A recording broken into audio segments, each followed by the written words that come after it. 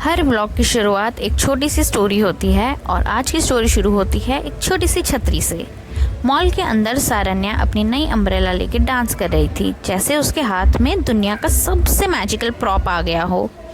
मैं बस देख रही थी और सोच रही थी कितनी छोटी छोटी चीज़ें बच्चों को खुश कर देती है और हम बड़े कितनी बड़ी बड़ी चीज़ों के पीछे भागते ही रहते हैं। फिर हम गए डिकैथलॉन और वहाँ सारन्या ने ट्राई किया हुला हूप और ऑब्वियसली वो 2 चक्कर भी नहीं घुमा पाई।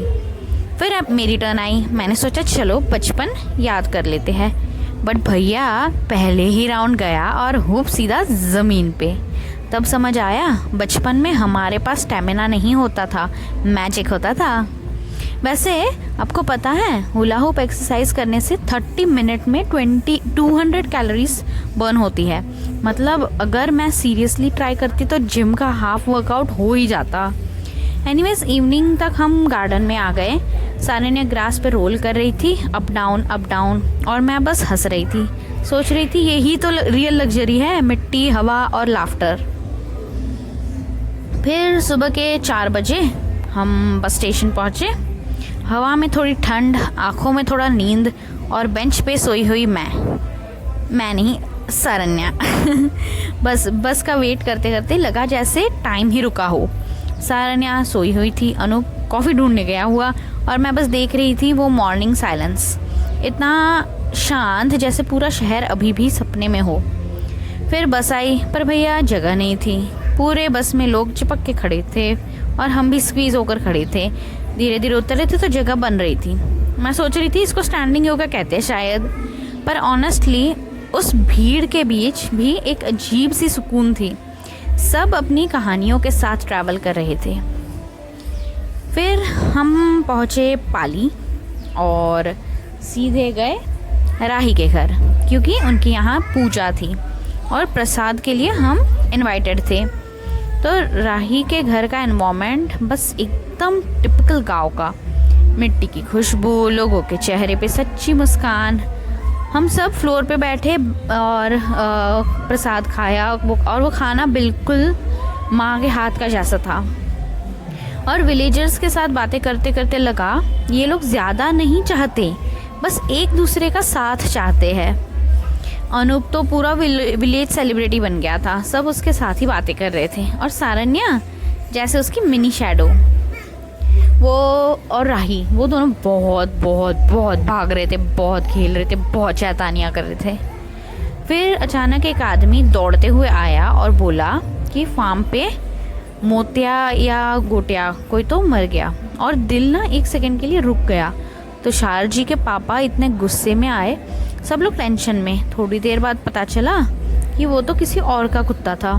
दिल में एक छोटी सी रिलीफ तो थी, पर एक थॉट भी, ये पालतू जानवर भी फैमिली जैसे ही होते हैं, उनका पेन, उनका लॉस सब फील होता है। फिर शाम को हम निकले दूसरे साइड के मार्केट और वहाँ क्या मिला, चाइनीज स्ट्रीट फूड, वही मुंबई वाला veg fried rice, noodles, Manchurian, एकदम ऑथेंटिक टेस्ट।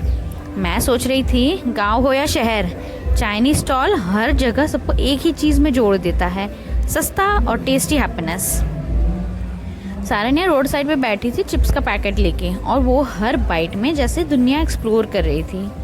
बचपन इतना सिंपल होता है, खाना, खेलना, खुश रहना, बस।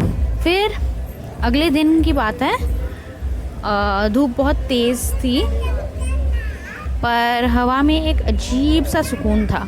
हम चले गए और वहाँ हमने एक तालाब देखा और पूरा पॉन्ड लोटसेस से भरा हुआ था, पिंक, वाइट और कुछ हाफ ब्लूम्ड। सीन ऐसा जैसा पोस्ट कार्ड जिंदा हो गया हो ना, वैसा एकदम। तो वहाँ मैंने देखा एनिमल्स भी आके ना उस पानी के पास थोड़ा सुकून ढूंढ रहे थे। नेचर सबको इक्वली ट्रीट करती है, चाहे इंसान हो या जानवर। सारन्या ने बोला मुझे एक लोटस चाहिए। अनूप ने ट्राई किया, पहला गिर गया, दूसरा फिसल गया, तीसरी बार फाइनली एक मिल गया। और जब उसने सारन्या को दिया, उसके चेहरे पे जो स्माइल थी वो सारी मेहनत वर्थ थी। उस मोमेंट में लगा कि ये हैप्पीनेस कभी मिलती नहीं, बस बनाई जाती है। फिर शाम को जब हम फार्म लौट रहे थे लोटस हाथ में, थोड़ी थकान, थोड़ा सुकून। मैंने सोचा इतना ट्रैवल, इतनी जगह, इतने लोग और हर दिन एक नया चैप्टर। गांव की हवा, शहर का mall, Chinese corner, lotus pond, सब एक ही स्टोरी का पार्ट है। बस यही था आज का दिन, सिंपल पर कहानियों से भरा हुआ।